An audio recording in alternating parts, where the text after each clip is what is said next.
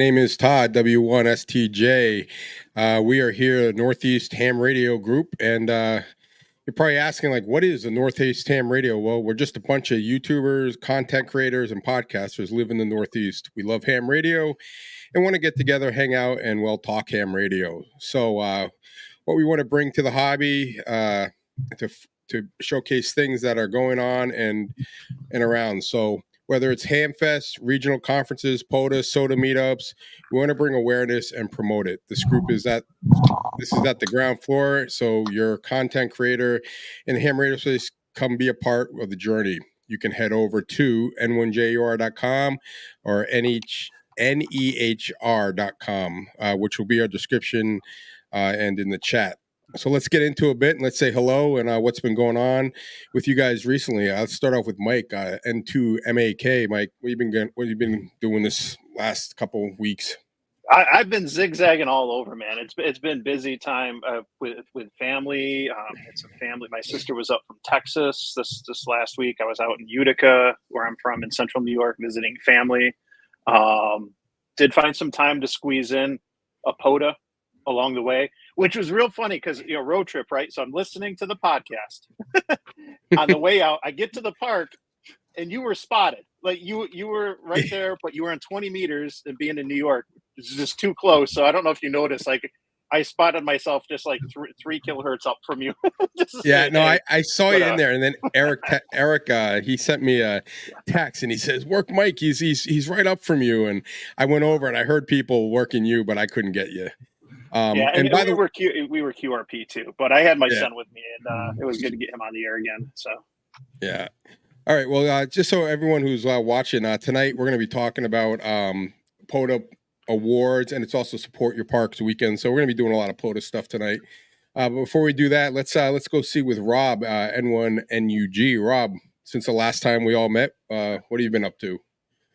How you doing, guys? Let's see. Been busy at work. This is our busy time in the summer, so been putting in some overtime. But as far as radio stuff goes, today I kind of had an unscheduled thing. Well, it kind of came up at the last minute. My in-laws live in southeastern Connecticut, very close to the Rhode Island border.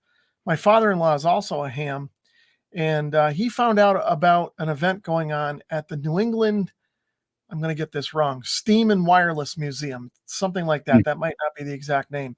It's in Greenwich, Rhode Island, I think, not too far from where they live in southeast Connecticut. So we took a ride over there today, and what a wonderful place. I wish we had more time to stay there a little bit longer, but they have a whole building dedicated to radio history with a lot of old ham transmitters, new old stuff, Spark Gap. They even gave us a demo of some Spark Gap stuff. And then they've got a whole nother building where they have restored steam engines. They had stuff running. It was a really cool place. So if anybody's ever in the Rhode Island area, put that on your list and check it out. Oh, very cool. That's very cool. Yeah.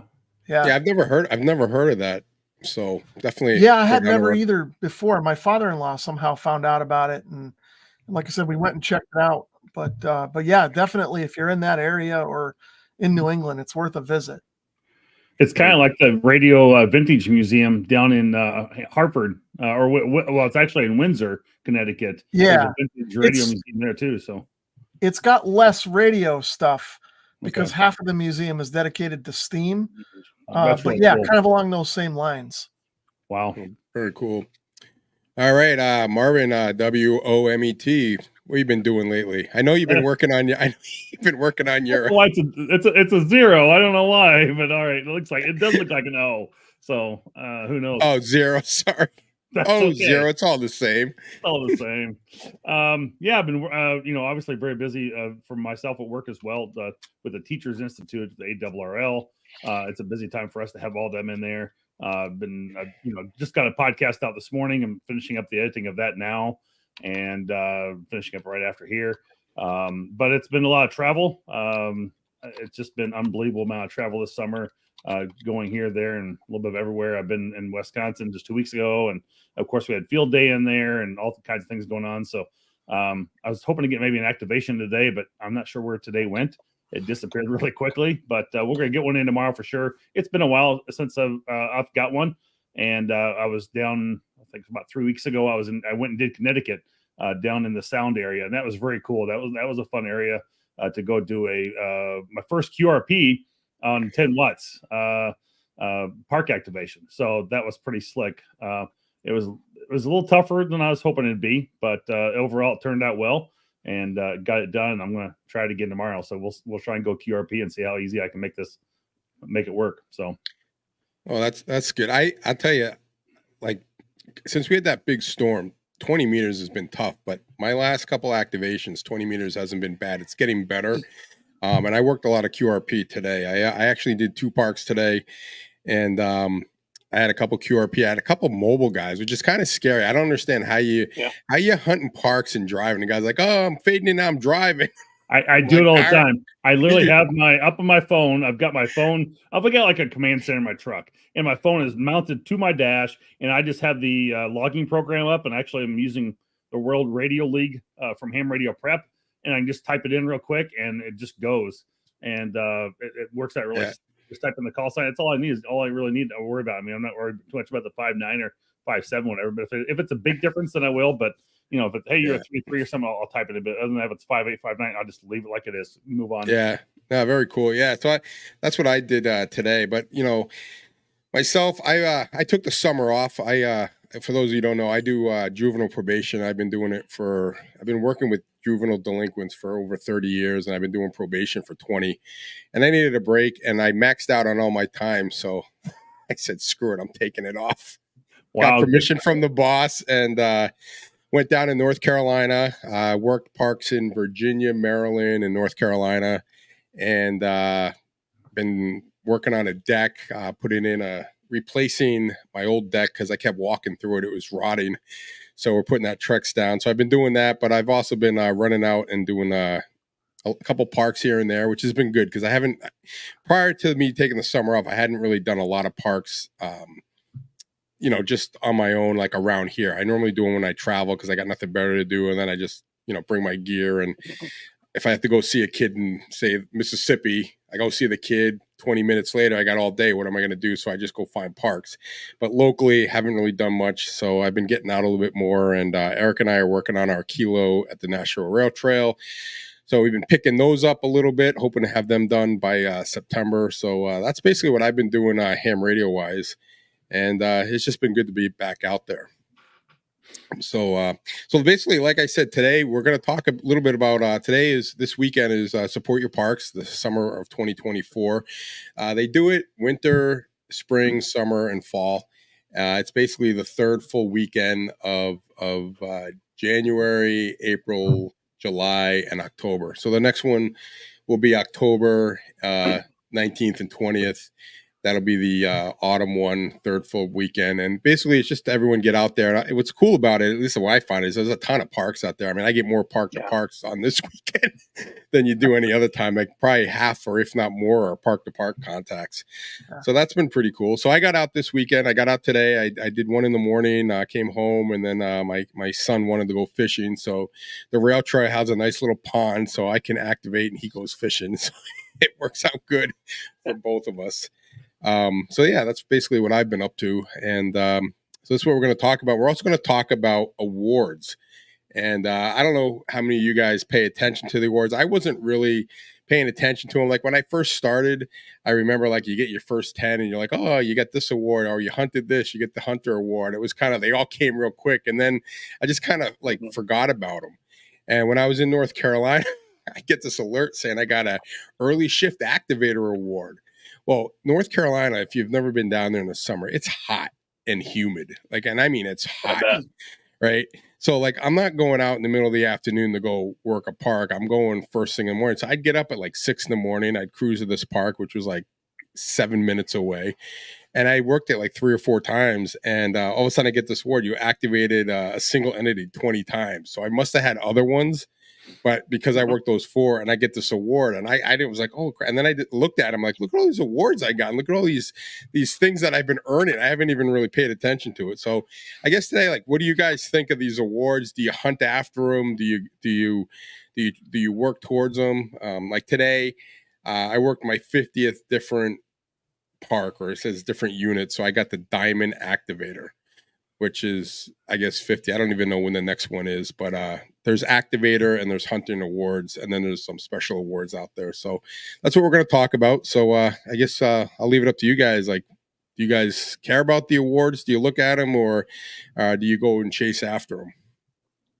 I think they're a good thing because first of all, I think it's one of the ways they've made POTA really fun as an activity, that they've managed to gamify it, right? With different awards and things like that.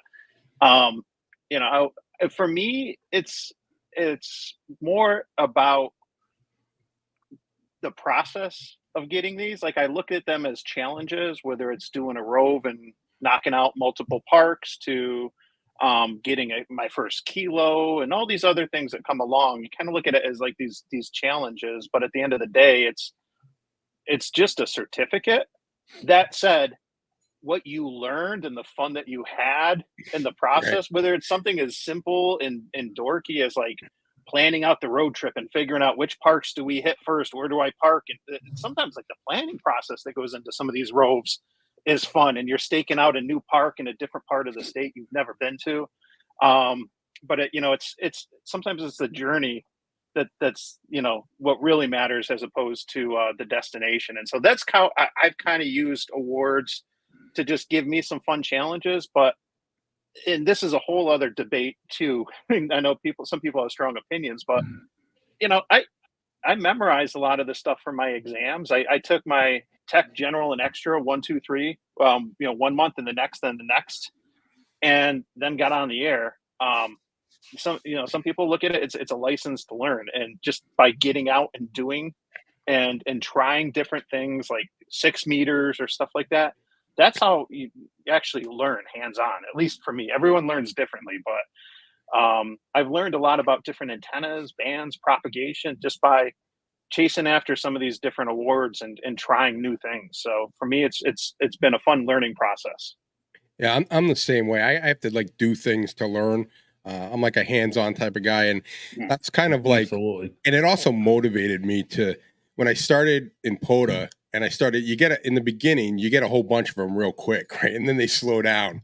But when I was getting them, I was like, oh, I got to get the next one. It motivated me to go out, get another award. And it's fun because you get them on both sides. And then they have those special awards, right? Like the New Year's Activator. I think you got to make the first week of the year. So like, who's going out in like January? Well, this guy is.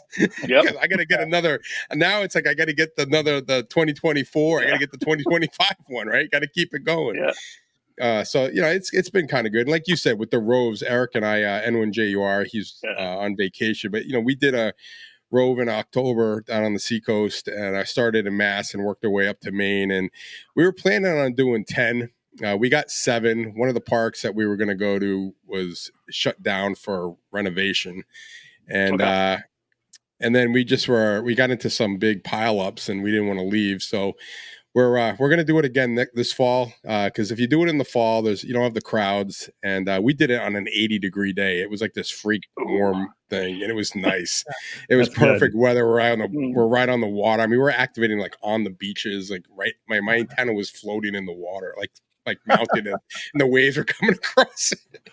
But yeah, I mean, it was a lot of fun. And again, I just knew that I didn't know there was an award for it. We just decided, hey, let's go do this, and I'm like, all right, let's go. I took the day off of work. He took the day off of work. And then when we got back, all of a sudden, like I look on the thing, and I got this, what was it called? The Rover Warthog. So I was like, hey, we got an award. I didn't even know. So yeah, so it just gives you different things to do and different things to plan out. And like I said, I'm more of like, it's not like I'm like need to get those awards, but it does give you some maybe some motivation to get out there. If you're at 40, like today I was at 49 activated parks, right? And I need 50 to get the Diamond Activator. So I could have just gone to a park I knew to. So I was like, look, there's a park real close here. So just went over to the new one, tried it out, So anyway, Rob, you with awards, do you follow them, keep them, look at them, care about them? I'm a bit of a hypocrite with stuff like this, because if somebody asks me, And oh, do you chase the awards? No, I'm not interested in that. But every time I log into that page, I'm looking to see, what did I get? What did I get? Yep. Yeah. So I guess the answer is I don't actively go out and, try to get an award, except for the kilo. I decided I wanted to do that last year at the park that's across the street, because I figured it's across the street. If I don't get a kilo over there, there's something wrong with me. So I did that, intentionally. But the other ones, no, I kind of like you guys, it's like I go out for an activation and I upload the log, and it's like, okay, did I earn anything? Did I get an award? Whatever, what's in here? Because there's so much, but kind of like what you guys were saying, it's one of those things where, you can pick an award and go after it and make that a goal or a challenge or something, and then pursue it. But for me, I tend to just be way too casual and sporadic with how I operate to do that. But it is fun to see those things pop up when they come, and I do see the enjoyment that other people get from, picking an award and going after it. So Yeah. I think it's cool that they've done all that. And I think what's even better is that it's all free. You don't have to pay anything. It's nice to donate, if you can, to kind of help the things stay alive, but they're not demanding that you pay them to get these certificates. So Yeah, and they come in like PDF, right? So I mean, you can print them out, save them, do whatever you want with them, or they're just on the POTA app. Like one of the things that you were saying with like you don't really chase them.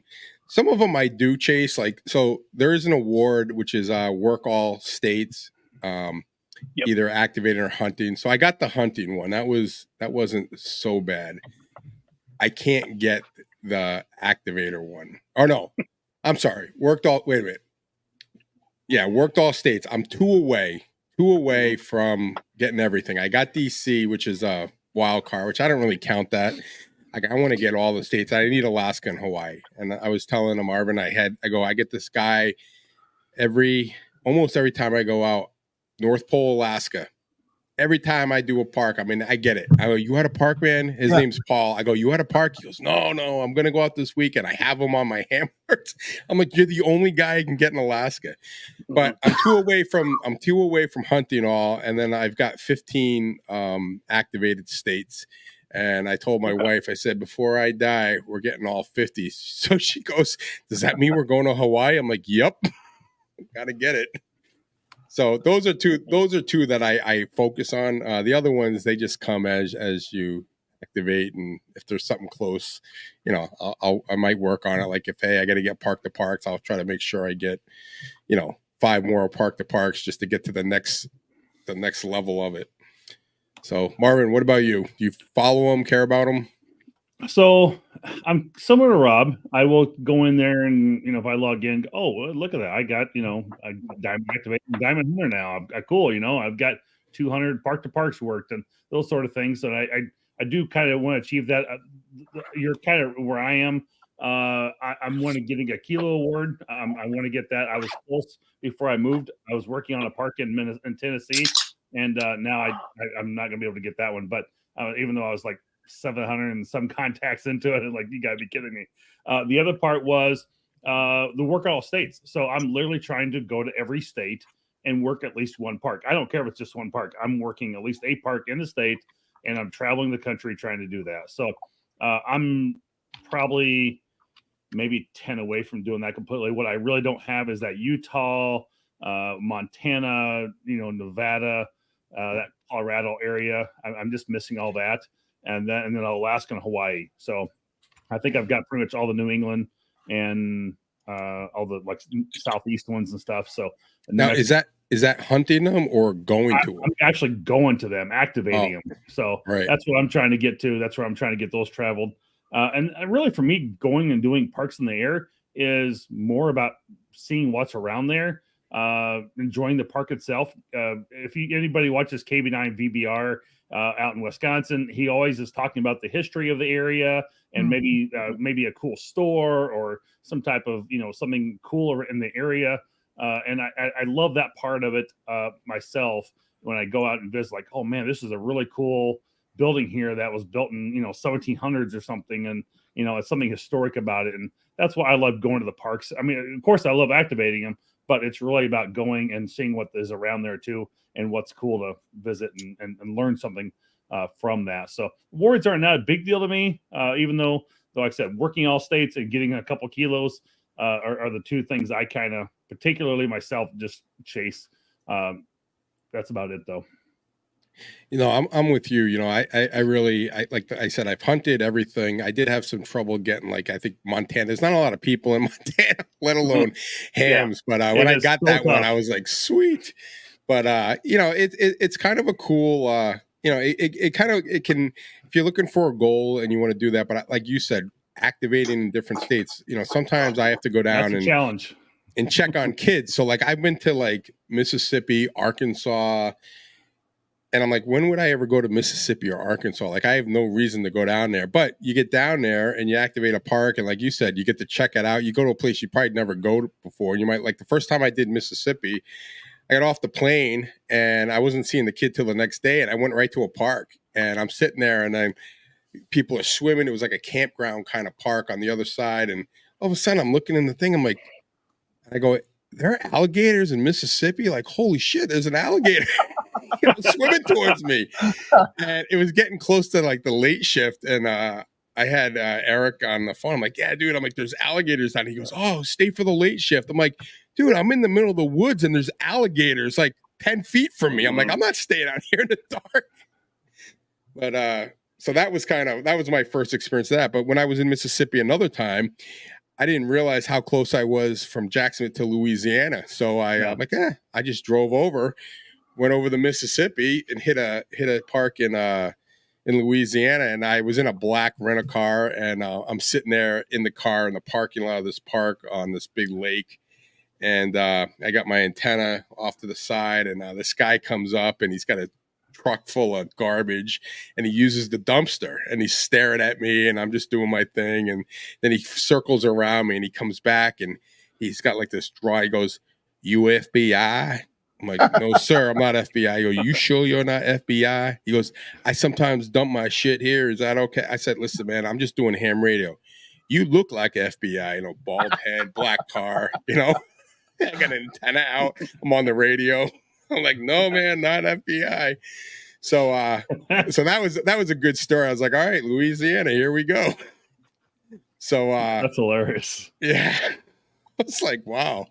I was in Arkansas, and I was in another park, and I'm sitting there, and these like kids, and again, I'm on juvenile probation office, and these kids pull up in the car and they start smoking weed, doing one of those like bake in the cars. And I'm just like laughing at them, and they're looking at me, and I should have just pulled out my badge and scared the crap out of them. Mike Bell has a drink. Yeah. But I don't know. So I got those, and then I've been down to Florida to see some kids, been down there on vacation or whatever, and so I've hit Florida, I hit California. My brother lives out there, so anytime I go, I bring my gear with me, because you never know, what's gonna, where you're gonna be, and I got stuck in Charlotte, and I hadn't had North Carolina yet, and I was like, I'm like, I bet you I could Uber to a park before my flight leaves. I got like 4 hours. Wow. But no, I didn't do it. I didn't want to miss it and, find out that I missed the flight. But anyway, I know we're talking about awards real quick, but you're talking about the population density like Montana out west. And it was funny because I was out in Oregon and Washington a year ago or so, and I was trying to make contacts. I'm going, I can't get anybody in this region whatsoever. And I went to a new park and it made a difference. And my first contact was all the way back over in Boston. And so it was like, I can't get somebody locally, but I can talk to somebody all the way across the United States to the other side of my park. And I'm like, this is crazy. But that was just part of working all my states. And some of those states out to the west, they're not densely populated. So, and that's when I quickly realized that from like the Mississippi River east, that's where all the U.S. lives. There's nobody out in those areas, and it's tough to get some of those states like that. So. Plus the parks out there are a little bit more spread out than what we've got here, Right. I've probably got 50 parks within an hour's drive. Yeah. Whereas somebody out west, they might have 1 or 2. So exactly. a little tougher. Yeah, well, that's totally. I mean, that I agree. I mean, they're all over the place. And then Eric and I were talking. I think we talked about it on our podcast. I can't even remember what we do on our podcast half the time, but I know we had the conversation where we have like, you have like state forest, right, versus state parks, say, and here, like in New Hampshire, a state forest is just like a bunch of trees. Like it's not like it's not labeled like welcome to the state forest. It's just like here you are, and there's just a bunch of woods. That's, you know, a state forest. Well, you go down south, the state forest or the animal refuge places. Those are like legit, like they're set up like parks. So that was something that I had noticed like down south, because I always look for the parks, especially when I'm traveling, because, you know, you want to be able to maybe find a, you know, it's not like I got a table and a chair with me, you know, flying around. So you want to try to find a, you know, a picnic table or a place to set up. But down there, all their animal refuge and forests are all basically, they're like state parks that are up here. So. Yeah. I know that we had we had a question. What was it? What are the rules for flying with QRP radios? Should I check it, carry it on? And I know someone touched on the 12 amp hour in the in the comments, but yeah, you know, as far as flying with the radio shouldn't present a problem. The concern generally is the battery. Correct. And my understanding is you'd have to look it up with TSA and the airlines, but I think it's limited to, it's like 150, 160 watt hours. I think it's only at 100 watt hours, which is like 12 amps.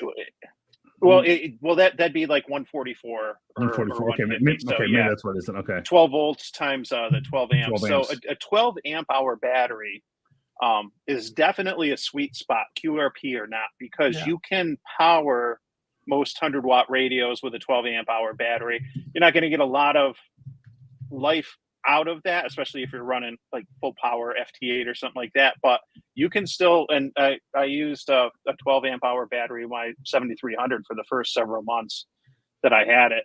But that's what you want to pay attention to. And the airlines themselves may have a limit for how many batteries that you can carry on, but they're generally going to have to be below that 12 amp hour size. So just FYI real quick, I want to interrupt. I just looked it up and I thought I was right. And I'm not saying you can be wrong, but it says lithium, because I've done it myself. I carry 12 amp hour batteries with me all the time, but it says lithium batteries with 100 watt hours or less in a device. So you can carry them with you, but it says 100 watt hours per battery. So that's from the TSA website directly. But I've done 12 amp hours and they've never questioned me. But I'm just saying, if you try it, just be aware of that you may be over if you're carrying a 12 amp hour battery onto the plane. They may be saying, nope, sorry, ain't going to fly with that, buddy. Yeah. So I normally print out, I have it on my phone, the little page of what my battery meets the criteria, because they never know. And every TSA in every airport checks for different things. So like I've gone through no problem, nothing.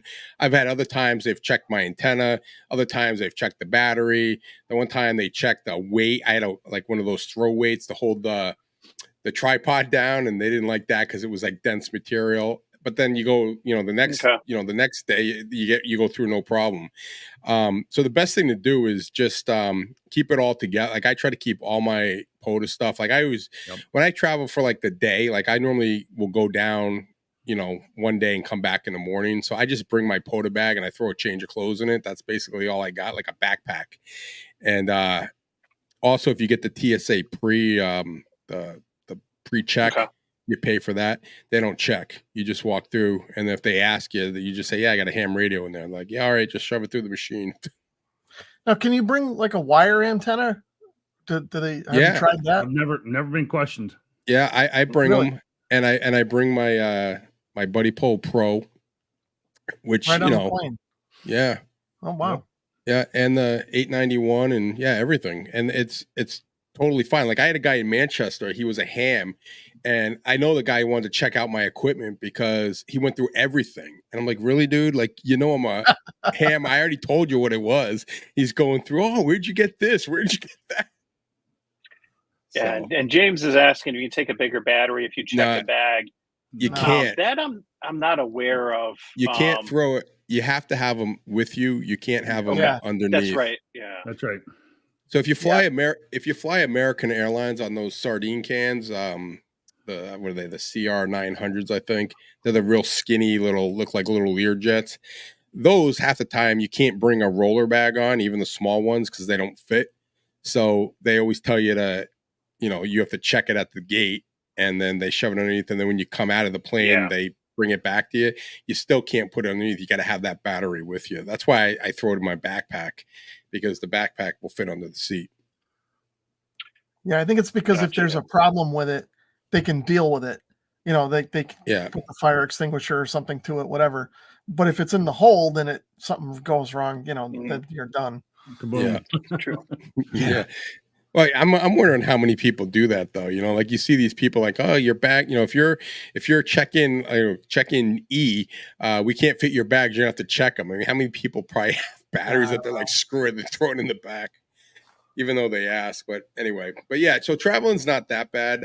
I did have a problem with I did have an issue with what was I going to use for when I was doing a park. Like, what am I going to use for to raise my antenna for the Buddy Pole Pro? So what I started to do, because in the beginning I went into Home Depot and bought one of those spikes for a fence, but you can't bring that on the plane, obviously. The thing's huge. So what I was using is I would bring a small roller bag, and there'd be nothing in it. I might have like my clothes in it or something, and I'd use that with the handle to attach with a carabiner to raise that's the a good antenna, idea. because the handle goes up and down, right? Yeah. And then I decided that I have one of these like selfie sticks that turns in. It's like a telescoping tripod. So now I do that. It fits right in the bag, so it's even easier. So I don't have to bring the roller bag. But if you are traveling, you have that antenna, and you don't have a selfie stick, use your luggage. And people are like looking at me like, here I am at a park, and I'm lugging my luggage out of the car, setting it up and clipping a wire to it. If you want to travel with your amateur radio equipment and you want something that's small and light to use for a portable mast, Soda Beam has like a 19-inch mast that fits right within obviously a small travel suitcase luggage, and it can extend out to like 20 some feet. And that works out really well as for sure as well with people. So if you want to go something small, check out the Soda Beam, masts that extend out, and that works out really great for traveling to get your wire antenna up somewhere nearby. Because I was at the bottom of Mount Rainier. There's not a lot of trees at the bottom of Mount Rainier or Rainier, or however you want to pronounce it, out in Washington. And it's like, what am I going to use? And it's like, all right, well, I'm, because I kind of did a Google Earth map scope up ahead of time. And I just ended up having to mount my mast to like some stop sign or some little street sign. And I use those night eye zip ties that are about 18 inches long. You twist it around the pole and you put that mast beam up against that, and it works out beautifully. So it's great for traveling when you need a quick backup of some sort. So yeah, those gear ties are really good. And you can buy like generic stuff at a hardware store. Usually it's like in the garden department, like the rubber wire. It's usually like with gardening and lawn stuff. And then I was going to say, so for the Soda Beams, I think what you're talking about, there's two that are good. I have the Carbon 6, which is that's the one I have. Small and light. It's amazing. That's going to be carbon fiber though, so you got to be careful. You're not going to want to use that for a vertical antenna, because it can interfere and react with the antenna. But that's really good. And then the Tactical Mini is the other one I've got. And one of my friends has that. He travels a lot. That's great. That's the same size. It's another 6 meter mast, so you can get maybe 20 feet. But that said, that the Tactical Mini is fantastic. That's definitely made out of like some heavy duty fiberglass, and that's not going to bend or sway at all like some of the cheaper carbon fiber fishing rods and things like that. So that's if you're going to put up a dipole and you're going to have coax coming down, you're going to be fine. That thing's not going to flex or anything. It's good, and it's very packable. It's 19.6 feet, and it's $63 online. So just don't expect to order it tomorrow and have it. You need it next week, because it takes about a week or two to get it. So be thinking ahead in advance for that. But I know we've gotten off the awards topic, but I think it's good to talk about traveling a little bit too, as much as I think we all travel a little bit.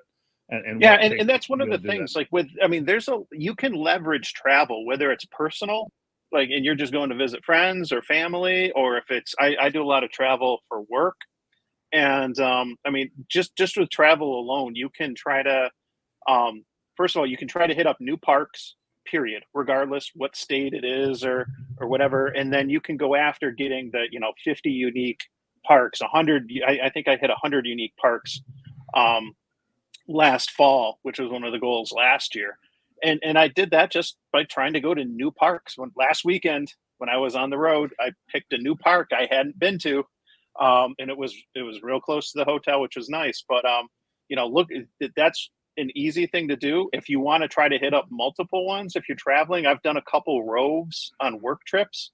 Coming back where I'm not in a rush, and hit up multiple parks. That's a good way. And if you're real serious about trying to activate all states, then obviously when you're on the road or up in the air, that's the time. You got to get out there and get on the air if you're gonna chase after those. But you might be even able to better get the worked all or hunted all states for POTA when you're traveling. If you're having a hard time hitting a particular state, everyone always says like Alaska and Hawaii or whatever. Well, if you're out, we're all on the East Coast. If we're out west, it might be an entirely different story, and maybe that's the opportunity to get Hawaii or Montana or whatever. So there's Montana's tough though. There's not a lot of ham. That was first. There's not a lot of people, right? It was one of the last ones too for the hunted. But like you said, like the traveling, like I volunteer. I tell my administrators, I say, listen, anytime a kid needs to be seen, even if it's not our kid, like my kid, someone else's, I'll go. I don't care. I don't mind traveling. It doesn't bother me. I do it really just to do the POTA parks and to get more states. That's really why I do it. I said, I go see the kid. It takes me like a half an hour. You're traveling all day. Like, what else are you going to do? So I'm like, yeah, I'll do it. And they know I do it. And they say, oh, yeah, that's great. Yeah, go ahead, do it. So, you get more and more. But when I retire, I already told my wife we're getting one of those Sprinter vans and I'm road tripping. So like, if I need to get Montana, like I might be like, you know what? We're going to Montana. And she'd be like, what? I got to go get a park out there. Yeah. So talking about doing parks, and I don't think it's really going to involve a park when I get there, but I am taking a cruise in a week from starting tomorrow, and I'm going to the Bahamas, and there's 2 islands. I'm doing a quick 4-day cruise. Ooh. And I have reached out to the Bahamas Nassau Radio Authority down there to ask for permission. We do have like a reciprocity agreement with them. Since I work in the league, it makes it really nice to be able to just go upstairs and ask and say, hey, how do I do this? So, it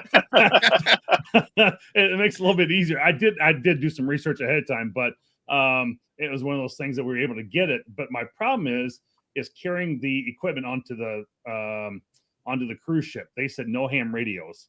So I'm trying to write them and say, hey, this is what I want to do when I'm at the island here. Can you allow me to do it for that? So I just got back from a cruise to the Bahamas, and they didn't like look in my bag or anything like that. Now I'm not saying that you should bring it and all that, but they didn't really check for stuff like that I could Did you have yours with? No. We got permission from the Bahamas, like you said, but I didn't get permission from the boss. Oh. So all the radio stuff stayed home. Okay. So there's a guy, we were just talking, I was on the repeater just this week. One of the guys in my club, he was talking to a guy on a cruise ship. He was maritime, but he was just a guy who was like on a Carnival cruise, and he was doing ham radio probably like right out of his room. Yeah, I don't know. I mean, I don't want them confiscating it and not getting it back. So I'm a little worried there, but I'm going to see what I can do. I'm waiting for the cruise line to give me a response. So yeah, I definitely check first, but like I said, they didn't check my bag for anything. Not that we had anything we were worried about, but I was curious about that. Yeah. Because I saw the same thing. They said no radios, whatever, but they probably don't want you to, they don't want it to interfere with their communications or whatever. Like if you're on the boat, but maybe if you can get permission, say, listen, I'm going to the Bahamas. I'm going to be doing this radio thing. I'm not going to use it on the boat. I just want to use it on the island. Yeah, Yeah. and then they might even let you say, hey, can we just like put it in, security or something. security, in a Safekeeping. locker or something. Yeah, who knows? We'll see. Yeah, and every port might be different. We went out of New York City, so if you're Well, going somewhere else, it might be different. yeah, we are. It's Royal Caribbean's private island. I'm drawing a blank out where it should be then. And then the other one's Bimini or something like that. Is the two islands we're going to. So we'll see. But anyway, trying to work a little bit while I'm there.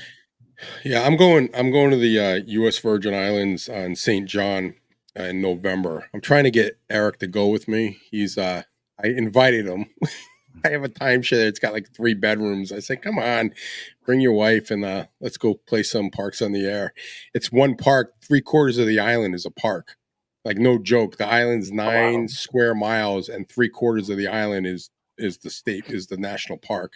Tell me when and where. Yeah. So I was pretty psyched. I'm going down there. I said, I'm going to do a bunch of activations because you can go like on the beach, you can go up on the hill, you can go wherever you want. I mean, it's huge. And so I'm hoping he comes. That way I have a partner out there, and we'll probably be activating every day for 7 days, at least in the morning and maybe in the evening when it's cool. Nice. Or cooler. But yeah, it should be fun to get that park as a activated park. And I don't know if there's are there any awards for getting like foreign parks? I don't think so. I was just checking that out myself. That's why I was just looking at to see what the reference areas or countries maybe that might be possible in there. Because I think it'll say like activated. I wonder what'll happen because it says on the thing activated all references. Like if you go on your POTA app, and it'll show you all the states that you've done and how many parks. Like it'll say like for example, New Hampshire has 194 parks. So I've done 19 out of 194.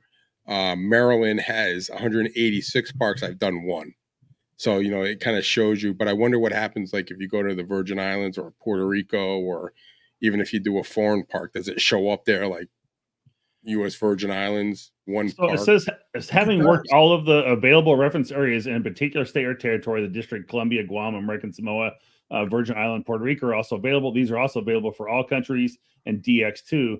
Please let us know if you need help for further assistance. So I'm going to make the assumption here that if you get one of those areas or one of those countries, they will give you an award for that country as well as DX. So, yeah.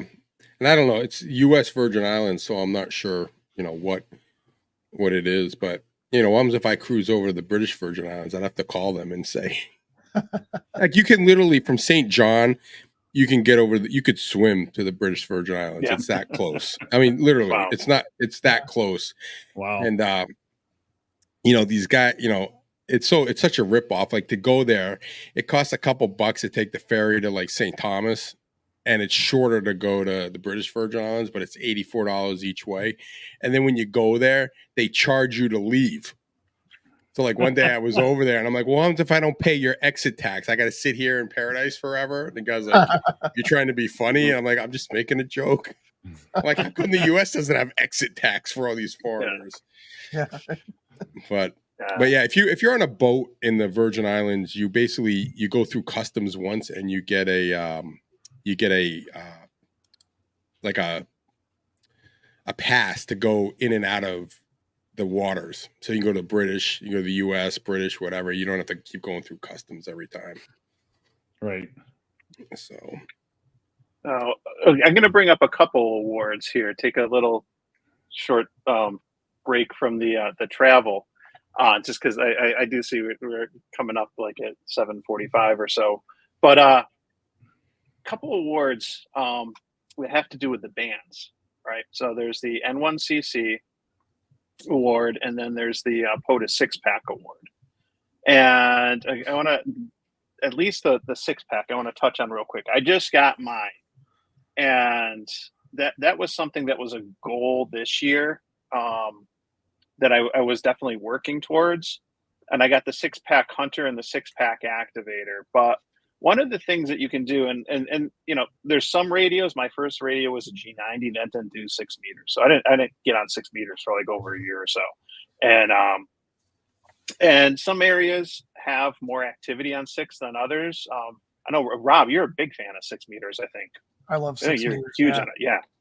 And but one of the things that you can do if you do want to get some of these awards, what you got to do and I hate to say it, but this is where contests and nets can be your friend. Okay, there are locally we have a 6 meter net. I haven't done it, but I could have easily gone out to some of the parks. Most of them would have been state forests because they would have been later in the evening, and I can hop on and work people on the net. Or right after it on 6 meters if I needed to get that. Instead, the way that I got my 6-pack awards was I went to different parks for all the VHF contests. And there's a lot of activity during VHF contests on, on all the high bands. But, 6 meters, especially this time of year, you get into the summer, this is the time to do it. And this is timely because right now, as we're doing this, it's the CQ Worldwide VHF contest. So there should be a lot of activity on 2 and 6 meters. It started this afternoon and it's going to go till 5 p.m. Eastern tomorrow, I believe. So, this is a great time. And, you might not get openings, that all the time. There's going to probably be a little bit more activity. And you might be able to get a few of those contacts to help. So that's one of those things, just a tip. And it's, like I said, it's relevant because that VHF contest is going on till tomorrow at 5 Eastern. Get on 6 meters, give FT8 a shot at least. I was out at the park this afternoon before the contest started. At the end, I set the whip to 6 meters and called out. I got one local contact because some people were, it was like an hour before the contest. So I at least knew people would be, set up or someone would be listening. Right. But you don't know unless you try. But sometimes if you look for contests or nets, when I got the day that I got the N1CC, when I got the 10th park with 10 bands, I happened to catch a net on 60 meters. I wanted to try out on an antenna on 60 and sure enough, there was actually a net going on. I got to, check in or whatever. And so, when I say contests and nets, it's sometimes that makes people in POTA cringe because, some of the bad behaviors and operating practices, but it's also can be something to look for if you're chasing after some of those awards like the N1CC or the 6-pack where they're dependent on the bands. And, look for nets on, whether it's 60 meters or local ones on 6, look for contests. There's contests for different bands, different times of the year. You're going to get activity during those contests and those nets. So, it's kind of like, it's the same, why do you rob banks? That's where the money is, it's, that's, if that's where people are playing in that, and there's activity, then go for it. Now, what's the criteria on the 6-pack award? That's 6 activations on 6 different bands? So for the activator, you have to activate 6 different parts. You got to get, I shouldn't say activate. You have to get 10 contacts on 6 meters at 6 different parks. Those contacts, those 10 contacts don't have to happen all at once in the same activation, but it keeps track. So you got to get 10 contacts on 6 meters. It doesn't matter, mode or whatever. You can work the same person and you can do it on sideband, AM, VHF, FT8, FT4, and next thing you know, you start running out of modes, but you can do that. You just get 10 contacts on 6 meters at 6 different parks. The hunted, it's a little bit different. I was surprised when I got it, but Hunter 6-packs, you got to have contacts with 6 different parks on 6 meters. So that's just a matter of, going after that. But I'm sure there's people like me that will go out and will activate during contests. And, for some of these VHF stuff, I know I wasn't alone. I got, a couple park to parks on 6 meters the last few times I've gone out and done it. So it's a good time whether you're hunting or activating. Just be aware of some of those. If you're chasing after those awards, it's a good way to get them. Yeah, it's fun just to kind of diversify your bands as well, because we always think about 20 and 40, but there's a lot more bands out there to go play on. So it's good to be able to work some of those and some of those that are obviously during the cycle 25 and the solar cycle. It's great to be able to utilize that when we can, because it's a very limited time for us to have it. But at the same time, we always want to make sure we continue to use those bands too, and kind of, use it or lose it sort of thing. So I'm glad to see that we get it's 6 meters is one of my favorite as well. Never done a lot of, usually it's field day when I make all my contacts on 6, but I do enjoy trying it once. So I like 10. It's probably my second favorite band. When 10's open, I'll go to it. I normally will even try it out. Like if I start off with 20, if I activate it, I might go to 10 just to see what's out there. And you'd be surprised when people see you on 10 and they can hear you, like you'll get a lot of contacts, like really, because because people are like, I think, 20 is so packed, like trying to, like, if you're hunting stations, right? Like you might be like one of like 30 people trying to get in there, where there's not as many people on 10. It's a lot clearer. There's not as much noise.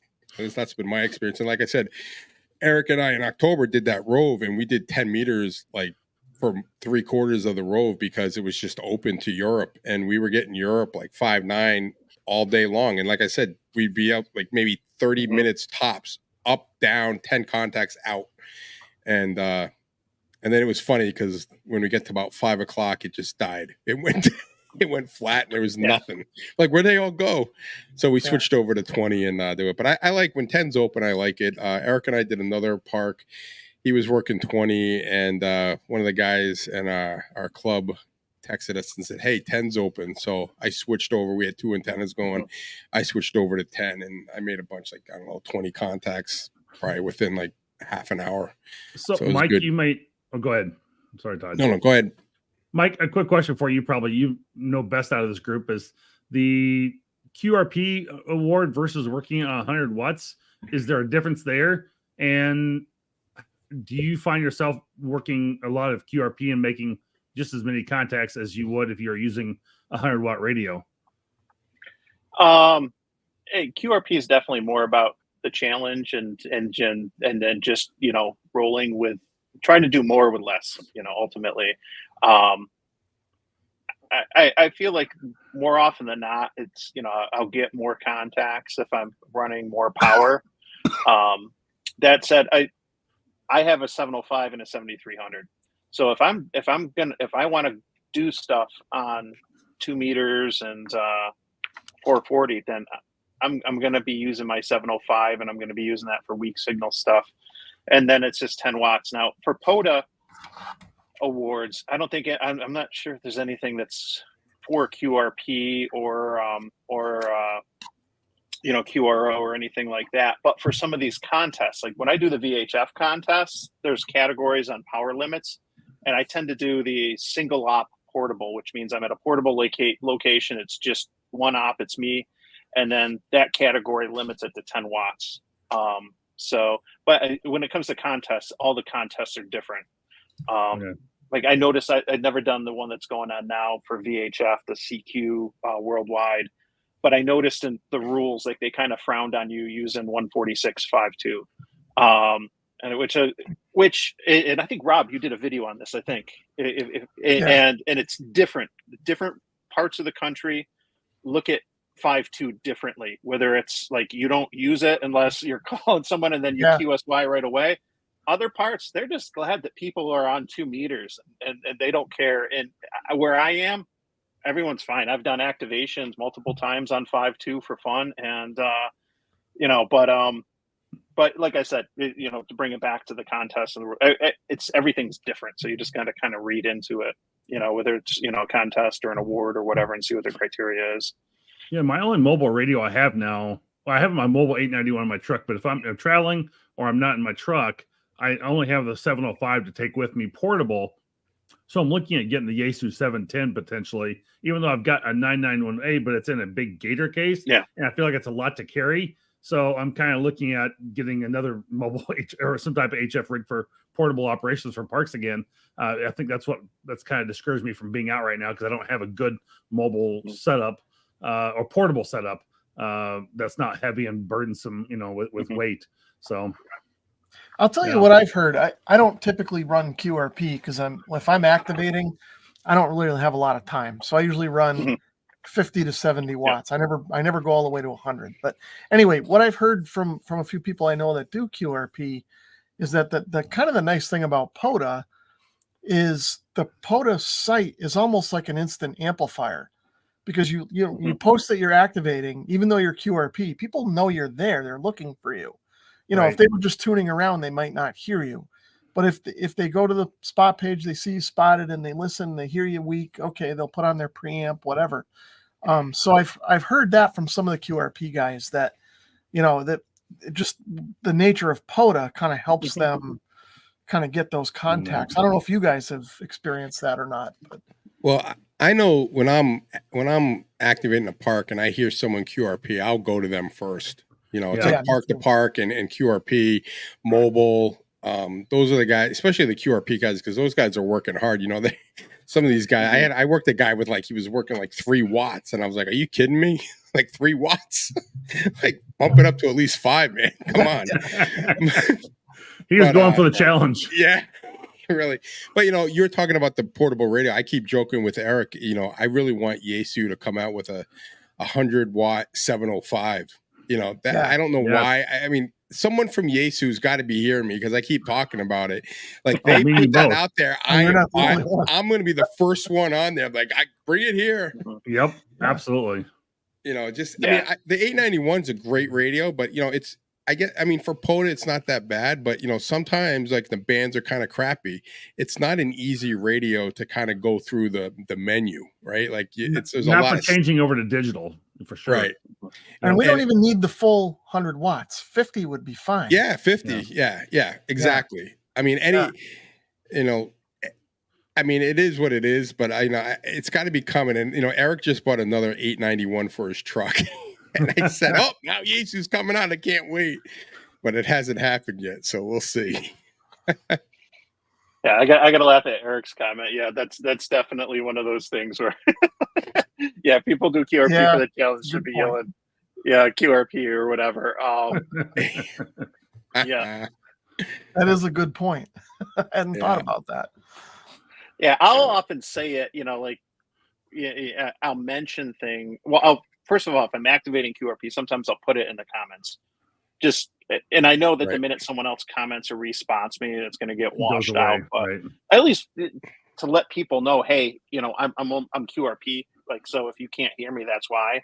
But I'll occasionally say, and if I work somebody or whatever, and say, I'm just running 10 watts or 5 watts or whatever it is, and it is what it is. But I think a lot of us, our voice. Voice modes is kind of the preference, but if you're running digital or CW, then it's a different game. What you can do with less power and everything. No, I hear you. Well, we're coming up to the end of the hour, so we should probably wrap this up. But so basically, what I got out of it is we look at the awards. There are some challenges. Some people are hunting some more difficult awards just as the challenge to get it. And like I said, there's a lot of them. I mean, they've added more. They've now got early shift. They used to only have late shift, right? Now they've got early shift. And then I didn't know what identities were. Identities are different countries. So if you work a park in Austria, that's an identity. If you work a park in Germany, that's an identity. So they've got those too. So, I mean, I have to go through and every time I see what is this identity thing? I have to go look it up and find out what am I working towards? Because you don't even know. Yeah. But like I said, it can be kind of fun. And it, like you said, it doesn't cost anything. And it's kind of good to see kind of where you are. And it kind of gives you a better visual picture of kind of what you're doing with POTA. So anyone have any last thoughts, words, anything? I thought it might be good to go back to Eric's comment. He mentioned in the very beginning, he's like, so what's everyone's, next award goal? So the good way to kind of put a bow on it is just everyone to share kind of if there's any goals, official or in the back of their head that they might be working towards. right Well, I think now. I mentioned it earlier was, definitely going after that kilo award. I'd like to be able to get that since I was close, but I didn't have a chance to get it before. I've got a park literally 5-7 minutes away from here. I should be able to go hit that every day almost on my way home. But go in and grab 10 parks or 10 contacts and leave and go do it again the next day. Right. But really about doing enough travel to get those worked all states, literally traveling to every state and making that happen is what my big goal is. So. Yeah, so my bigger goals are for the hunting, Alaska and Hawaii. So if anyone's watching from Alaska or Hawaii, look for me. Hawaii's in the chat. Eric's in the chat from Hawaii. Yeah. And then like I said, I'm working on my kilo. Eric and I are working on. We have the National Rail Trail. We decided a while ago. It's a very local park, and we said we're going to do the kilo together. So we're kind of neck and neck. And when we get to, I don't know, maybe 950 contacts, we're going to live stream us getting our kilo. So we got to get to the point where we're even, and then we're gonna live stream it. So we're hoping to get that done in the next month or two. I mean, I'm just under 800. And sometimes that park, like I've gotten like 60 in an hour there. Yep. And I've gotten like 10 in an hour. So it really depends on the bands, but that'll be the next big one. That's the one we've been working on for a while. And then in the fall, we're going to try to get the 10 Rover instead of the 5. Like we got the 5, okay. We made it to 7. We're going to go for 10. So those are the two awards that I'll be working on next couple months. Nice. I'm trying to talk myself into going to North Carolina on Labor Day weekend to meet my buddy Dallas, who's in the chat here, and a few others. I don't know if I'm going to end up doing it. It's looking 75% that I will. And if I do, part of that trip, the goal is to activate as many states as I can. Which again, I'm not necessarily going for an award there. That's more of just how many of these can I get?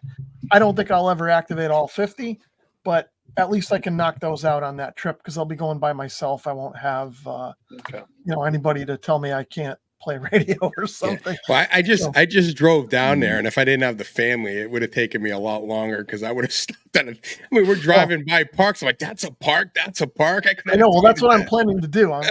Originally, I was going to fly down, but then I said, no, if I drive down, I can activate all these states. And that's what I'm trying to work myself. I really don't like to travel.